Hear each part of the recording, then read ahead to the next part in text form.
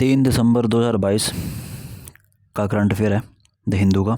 सबसे पहले हाईलाइट है पेज नंबर 3 पे, the Supreme Court on Friday quashed the anticipatory bail granted by the Kerala High Court to former police and intelligence officers including retired Kerala Director General of Police C.B. Matthews, accused of being part of a conspiracy to frame ISRO scientist Nambi Narayanan in an absurdist case in 1994. Page number 4 पे कि Delhi government on Friday opposed a plea in the High Court challenging its decision to install CCTV cameras in classrooms of government schools, arguing that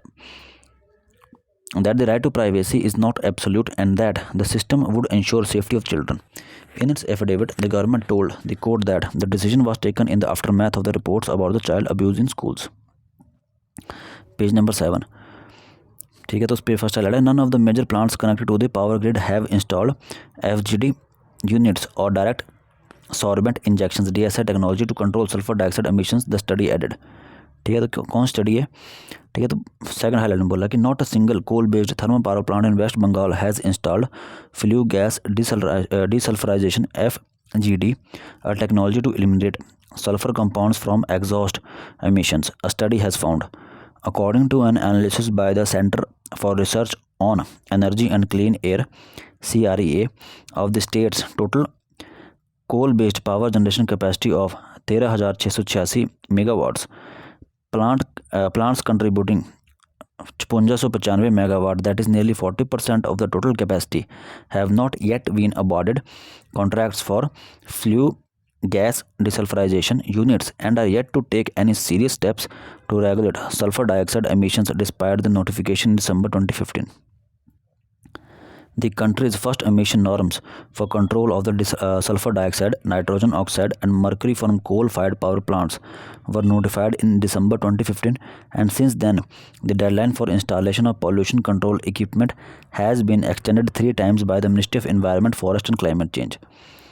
The Center for Science and Environment CSE has said that a recent draft notification issued by the Haryana government aimed at improving the environmental performance of the state's stone crushing industry failed to meet its primary objective.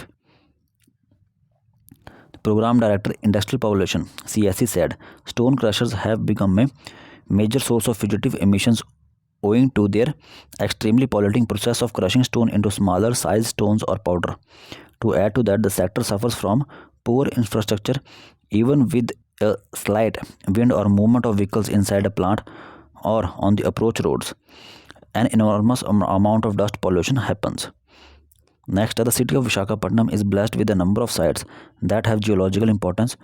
One among them is a coastal red sand dunes, popularly known as the Eramate de Balu.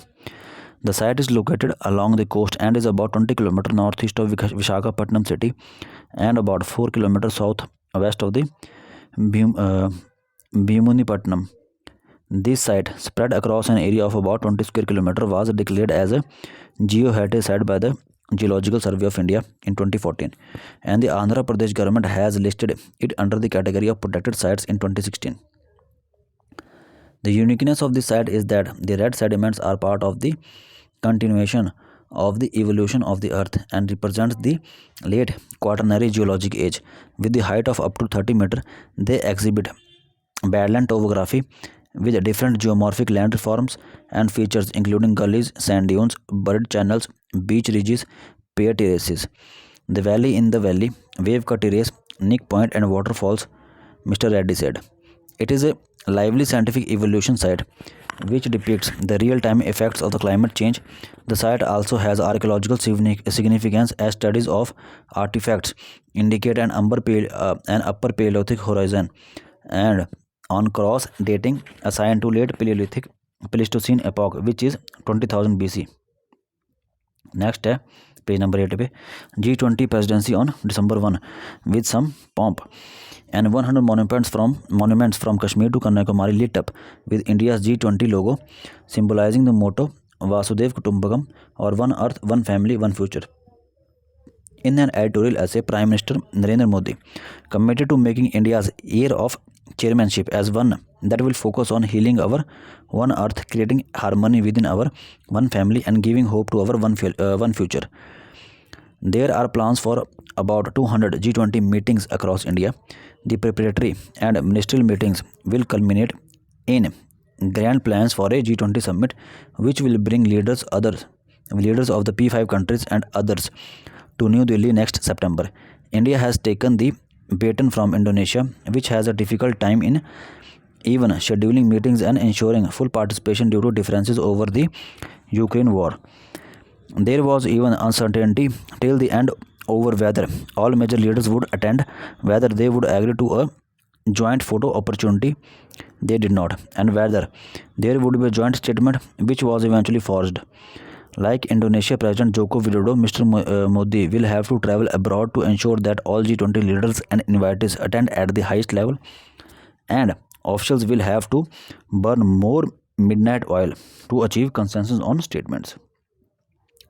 Page number level पे है कि second highlight है 1000 tourist guides including 146 who can speak foreign languages would fan out across the 55 locations where G20 meetings would be held over the next 1 year to facilitate the travel of foreign delegates and ensure a unique India experience for them. फिर first highlight बोला कि other focus areas would be etiquette, knowledge of local attractions and monuments, cuisines, handicrafts and souvenirs. Third highlight है कि sources said apart from these 1000 guides, the tourism ministry has also asked the Archaeological Survey of India to draw up a list of local monument specific guides who would be trained as and when meetings are held in those particular cities. The focus would be on UNESCO World Heritage Sites. फिर fourth highlight है कि the first festival celebrating the linguistic and cultural ties between the Barak Valley region of Assam and the Sylhet segment of the Bangladesh began on Friday evening. Southern Assam's Silchar town is hosting the 2-day Silchar Sylhet festival that coincides with the 75th year of India's independence and the 50th anniversary of the liberation of Bangladesh from Pakistan. Organized by the India Foundation, the festival underlines the commonalities between India and Bangladesh, specifically the Sylhet variant of the Bengali language and the Sylheti culture. 12th page पे कि owing to the delay in many states, the mates have started listing themselves as unskilled workers to get the wages on time. ठीक है, तो second highlight पहले पढ़ लेते हैं, उसके समझ फर्स्ट हाईलाइट समझ में आएगी. तो बोला कि under the MNREGA wages of unskilled workers have to be paid within 15 days and if there is a delay the center has to compensate them. Mates कौन होते हैं? Who are the frontline supervisors of the program are listed as semi-skilled workers because of the specialist nature of their jobs. What should have been a leg up for them has unfortunately ended up being a complication. Their wages come from the material component, 60% of which is paid by the union government. About the first highlight कि owing to the delay in many states, the mates have started listing themselves as unskilled workers to get the wages on time. The difference in wages as compared to the unskilled workers is usually minor and they can beat the delay in the payments for semi-skilled workers, which can go up to a year. The ministry, to resolve this bind, has streamlined the process by which the attendance and wages of the mates are recorded. 13th page पे first highlight है, ठीक है. Saudi Arabia extends 3 billion deposit term to Pakistan. ठीक है, जाहिदान जो है news में है, ठीक है, ईरान की सिटी है, वहाँ प्रोटेस्ट हो रहे हैं. अब थर्ड हाईलाइट है कि US named al Qaeda unit Pakistan Taliban as terrorists. 4 members of the TTP and Al Qaeda in the Indian subcontinent were designated as global terrorists. The US move would trigger sanctions against the outfits and their leaders. अब last page number 14 पे है. The bank second highlight like the bank credit grew almost 17% in a fortnight to November 18. RBI central bank data shows deposit growth was 9.3% with overall base 177.15 lakh crore as on November 18. Overall deposits in the system declined marginally during the fortnight. First highlight है the bank credit grew to 133.29 lakh crore for the fortnight ended November 18 as against 113.96 lakh crore on November 19, 2021, the Reserve Bank of India said. Third highlight है credit growth quickens. The current fiscal has seen a steady rise in the credit growth driven by a variety of reasons, including economic growth and borrowers shift to banks from other credit substitutes amid rising interest rates. In financial year 2021-22 bank credit rose 8.59% and deposits by 8.94%।